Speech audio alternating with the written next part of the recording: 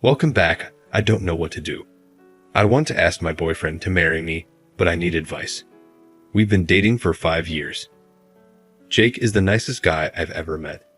Even though he's really busy, he always puts me first.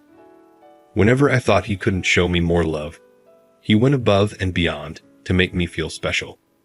But he still hasn't proposed. I'm confused. If he loves me this much, why hasn't he proposed? My friends, who didn't feel as loved as I did, were getting married, and I was left waiting. I was running out of time, but one Friday, he picked me up as usual, looking cheerful and excited. I thought that day would be when he proposed, but to my disappointment, he told me that his younger brother had set a wedding date for the next month. I felt awful because it seemed like Jake didn't see me as someone he wanted to marry. He was financially stable and had his own place. What more did he need? His excitement was because he was going to be the best man and give a speech on that day. I couldn't conceal my disappointment, so I called my best friend Sami, but she didn't answer. Feeling down, I called my aunt for comfort. She liked Jake, but thought he wasn't ready for marriage, suggesting I consider other options. I blame her for the advice that led to my actions with Alan. I meet Alan outside the venue of Jake's brother's wedding. I had to step out because I couldn't bear the applause and sweet talk for the newlyweds, especially witnessing Jake happily teasing the bride and groom. I realized that if I stayed there, I might go talk to him. I didn't notice Alan right away because I was still upset. Then someone came up to me and asked if I wasn't a fan of weddings. The question surprised me, and I laughed. I looked at him with curiosity. He was well-dressed and good-looking. He introduced himself, and I did the same. He told me he thought I was too beautiful to wear a frown, and I blushed. He said he thought I was too beautiful to have a frown on my face, and I blushed. We continued talking, and I found myself captivated by him. We swapped contact information, and then I went back inside.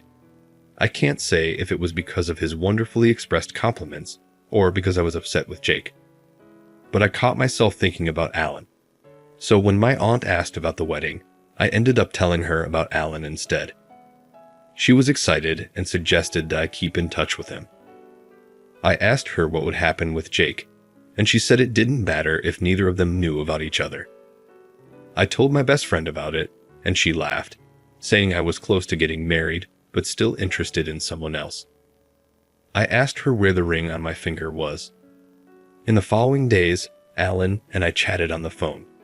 He was charming, and I found myself really liking him. We see each other 2 times in a week. It was simple to plan because Jake was really busy with work and didn't have much time for me.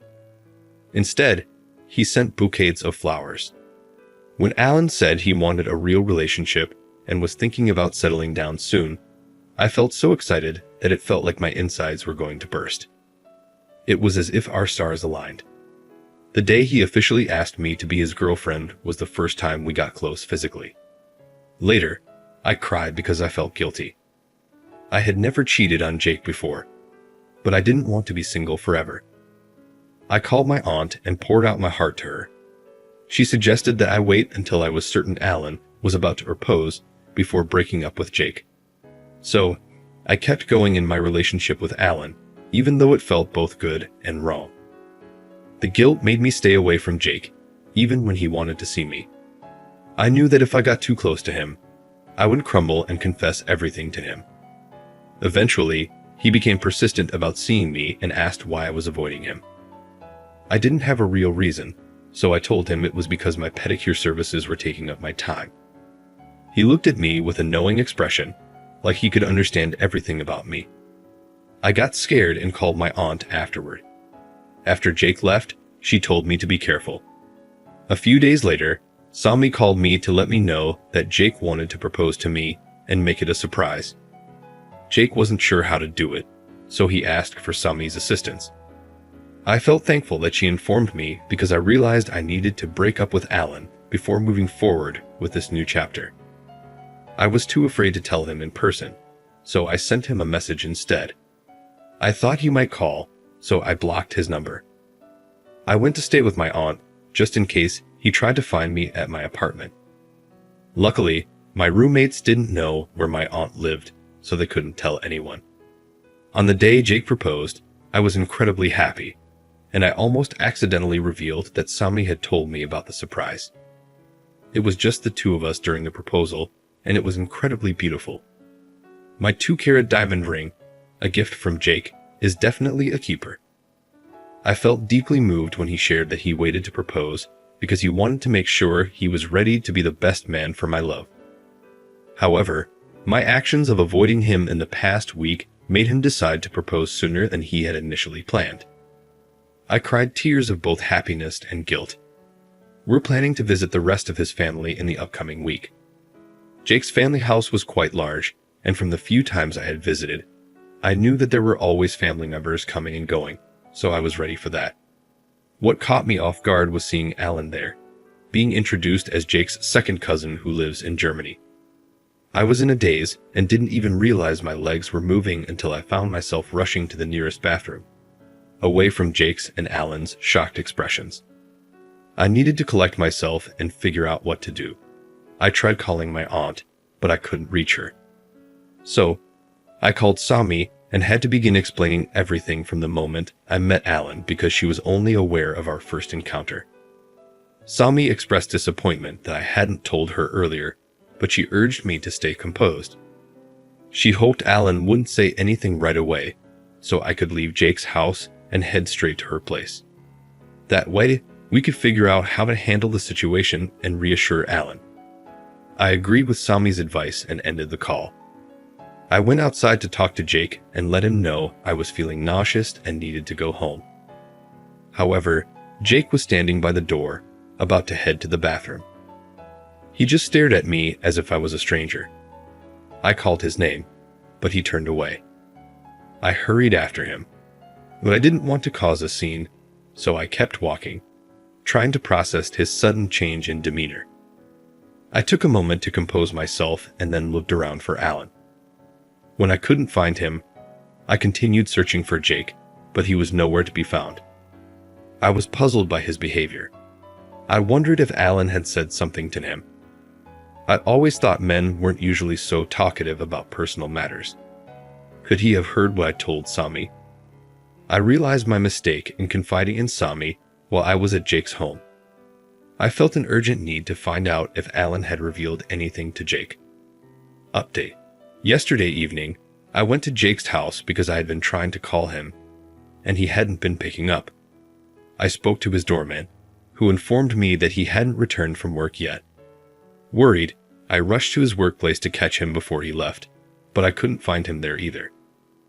I called my aunt to update her because I had already told her what had happened earlier. She advised me to call Alan and ensure he would cooperate, even if it meant offering him closure one last time. I thought it was a good suggestion, so I dialed Alan's number. He answered on the first ring, and I apologized for abruptly cutting off contact. He told me I had some nerve to call him after what I did. He asked me never to call again and cut the call. I rushed to the apartment where Alan was staying and rang the doorbell. Upon opening the door, I was shocked to see Jake, his brother, and a bruised Alan standing in front of me. I didn't know what to do, so I just ran back out. My aunt suggested that I should have come up with an excuse for being at Alan's apartment, even if it meant lying, like saying I was tracking Jake's phone. But I felt that the truth was probably already known. I questioned why I couldn't have been more patient and talked to Jake about his reasons for not proposing instead of rushing into another relationship with Alan. Is there a way for us to get back together? Sami told me a story about a man who gave his wife money even after cheated. We're not married yet, so maybe there's still hope for our relationship. I'm in a dilemma because Jake hasn't said a word to me. He isn't returning my calls, and he hasn't even asked to meet up. How much does he know? Alan blocked my number. I don't know if he did this for sure. What should I do now? Can anyone give me advice on what to do next? Edit. Jake finally called me back and wanted to meet up. Sami gave me advice on what to say and even offered to come along and stay nearby. She was disappointed that I hadn't told her about my situation, but she still wanted things to work out between Jake and me. Jake said he just wanted the engagement ring back. He thought he was the one who didn't deserve me, but now he felt it was the other way around. It turns out Jake overheard some of what I told Sami in the bathroom at his family's house when he was coming to check on me, and it made him very angry. Thinking that Alan had betrayed him, he ended up punching Alan. Fortunately, Jake's brother, who was very close to Alan, and the reason Alan had come back in the first place, intervened and prevented a full-blown fight from breaking out. They all gathered at Alan's place, where he explained everything that had happened. Jake also expressed his frustration with me for almost causing a rift between him and his cousin. He said I was a hoe, and I was going to pay for what I did. I tried to beg with him, but he forcibly removed the ring from my finger and ended up bruising me in the process. At this point, I'm unsure about what to do. If I had known Alan was at the wedding, I never would have talked to him in the first place. I don't want to go back to the beginning, guys. Is it possible to get Jake to forgive me? Opinion. You cheated on your caring boyfriend, created chaos with his family, and now you're seeking advice. Here it is. Reflect on your actions, learn from your mistakes, and strive not to create such a huge mess in your relationships in the future.